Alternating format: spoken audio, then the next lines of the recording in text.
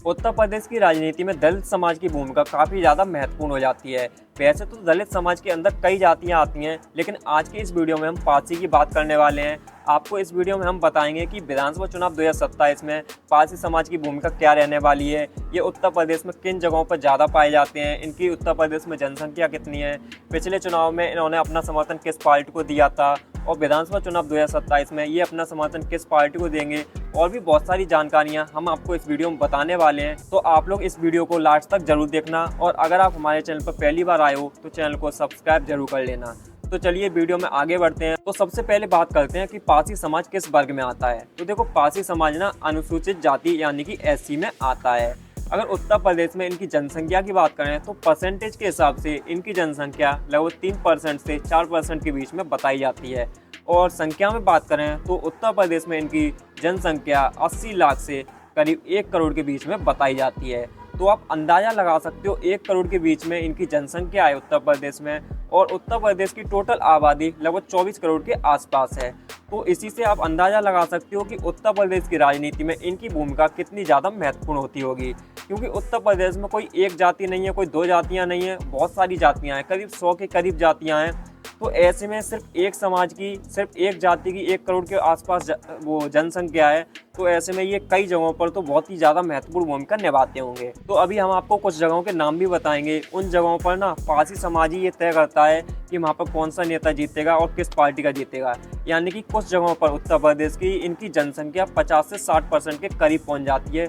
तो साफ तौर पर जब भी राजनीति की बात आती है तो पारसी समाज सबसे ऊपर आता है कुछ जगहों पर। तो अब बात करें कि उत्तर प्रदेश में किन जगहों पर पारसी समाज के लोग अधिक पाए जाते हैं, तो लखनऊ, बाराबंकी, सीतापुर, प्रयागराज, वाराणसी, जौनपुर और बुंदेलखंड के कुछ हिस्सों में भी पारसी समाज के लोग बहुत अधिक मात्रा में पाए जाते हैं। तो ये कुछ जगह हैं जहाँ पर ना जब भी यूपी चुनाव की बात आती है तो सिर्फ और सिर्फ पारसी समाज ही तय करता है कि वहाँ पर कौन सा नेता जीतेगा, किस पार्टी का जीतेगा, क्योंकि इन जगहों पर इनकी जनसंख्या ही बहुत ज़्यादा अधिक है। तो ऐसे में किसी और समाज की बात ही नहीं होती है, इन जगहों पर सिर्फ और सिर्फ पारसी समाज की बात होती है। और जो पार्टियाँ होती हैं ना, उनका सीधा सीधा निशाना पारसी समाज ही होता है। वो जो भी पार्टियों के अध्यक्ष हैं या भी जो भी बड़े बड़े नेता हैं जहाँ से चुनाव लड़ रहे हैं, वो सीधे तौर पर पारसी समाज की बात करते हैं, उनको समर्थन देते हैं, उनके हित में काम करते हैं, जिससे पारसी समाज का समर्थन उन्हें मिल सके। बात करें कि पिछले चुनावों में पारसी समाज का समर्थन किसे मिला था, तो वैसे तो पारसी समाज किसी एक पार्टी को समर्थन नहीं देता है। पारसी समाज का जो वोट है ना, वो बिखरा हुआ है, लेकिन जो ज़्यादातर समर्थन है वो बीजेपी को मिलता रहा है। जो 60 से 70% के बीच समर्थन है वो पारसी समाज का बीजेपी को मिलता रहा है, पारंपरिक रूप से मिलता रहा है। तो ऐसे में समाजवादी पार्टी, बहुजन समाज पार्टी और कांग्रेस ये भी पीछे नहीं है, इनको भी समर्थन मिलता है, लेकिन उतना नहीं मिलता है जितना बीजेपी को मिलता है पारसी समाज का। तो ऐसे में सवाल ये उठता है कि विधानसभा चुनाव 2027 में क्या पिछली बार की तरह पारसी समाज का समर्थन बीजेपी को ही मिलेगा, या फिर समाजवादी पार्टी को मिलेगा, कांग्रेस को मिलेगा, या बहुजन समाज पार्टी को मिलेगा। तो देखो, पारंपरिक रूप से बात करें तो वैसे तो हर बार हर चुनाव में हम देखते आए हैं कि जो पारसी समाज है वो लगातार बीजेपी को सपोर्ट करता है। खासकर 2017 और 2022 विधानसभा चुनाव की बात करें तो पारसी समाज का बहुत बड़ा समर्थन बीजेपी की तरफ गया था, बहुत बड़ी मात्रा में समर्थन गया था बीजेपी को। तो बीजेपी ने जो पारसी समाज के लिए कुछ योजनाएं भी निकाली हैं, सरकारी कामों में मदद की है, लगातार बीजेपी ने समर्थन किया है इस समाज का। तो ऐसे में जो पारसी समाज है वो दूसरी पार्टी की तरफ नहीं जाएगा।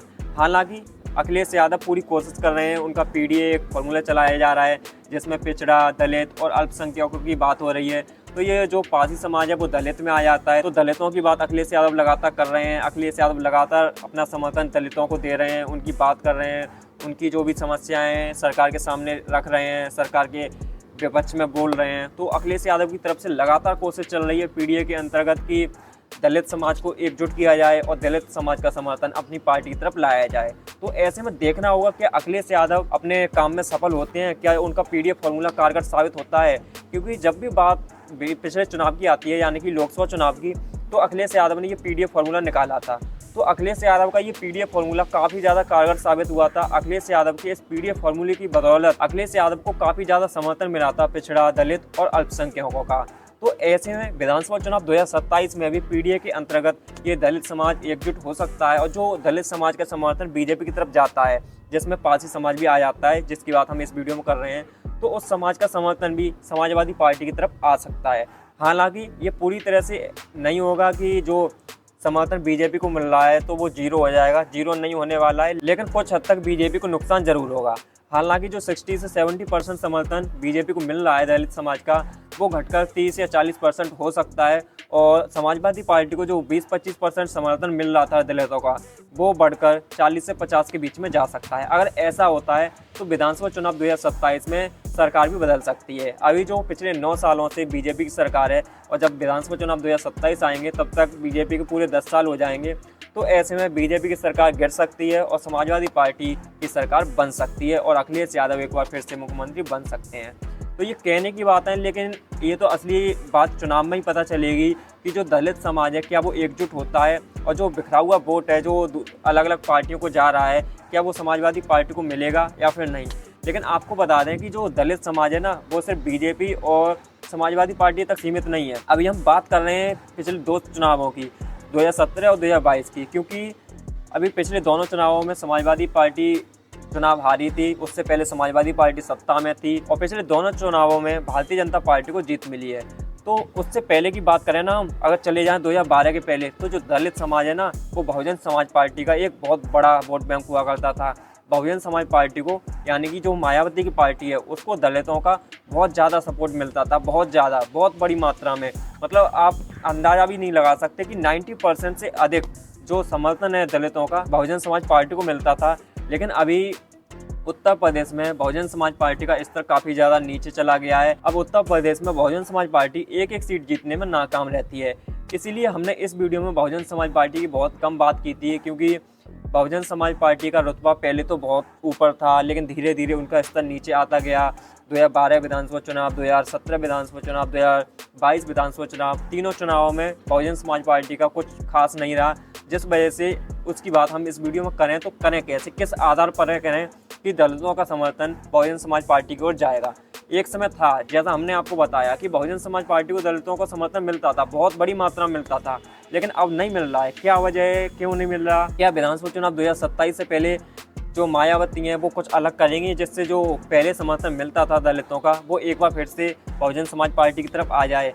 तो ऐसा करना तो मुश्किल होगा मायावती के लिए, क्योंकि उनका स्तर काफ़ी ज़्यादा नीचे गिर चुका है, बहुत ज़्यादा नीचे गिर चुका है, और ऐसे में एक एक वोट उनके लिए हासिल करना काफ़ी ज़्यादा मुश्किल होता जा रहा है। तो देखना होगा कि विधानसभा चुनाव 2027 से पहले मायावती की तरफ से कोई बड़ा फैसला लिया जाता है, क्या कोई ऐसी रणनीति अपनाई जाती है जिससे दलितों का तो समर्थन मिले ही, साथ में दूसरे समाजों का समर्थन भी मायावती को मिले, और विधानसभा चुनाव 2027 में कुछ अलग करके जाएं, यानी कि उनका कमबैक हो जाए। तो दोस्तों, आपकी क्या राय है? क्या मायावती यानी कि बहुजन समाज पार्टी विधानसभा चुनाव 2027 में कुछ अलग कर पाएगी या फिर नहीं, या फिर समाजवादी पार्टी और भारतीय जनता पार्टी के बीच ही मेन टक्कर होने वाली है? आप लोग हमें कमेंट करके बता सकते हो, और ये भी बताना कि दलितों का समर्थन बहुजन समाज पार्टी को मिलेगा या फिर नहीं मिलेगा, या फिर बीजेपी और समाजवादी पार्टी के बीच ही इस समाज का जो वोट है वो बंटने वाला है। ये भी आप हमें कमेंट करके बताना। और दोस्तों, वीडियो अच्छी लगी हो तो वीडियो को लाइक करना, चैनल को सब्सक्राइब जरूर कर लेना। मिलते हैं नेक्स्ट वीडियो में।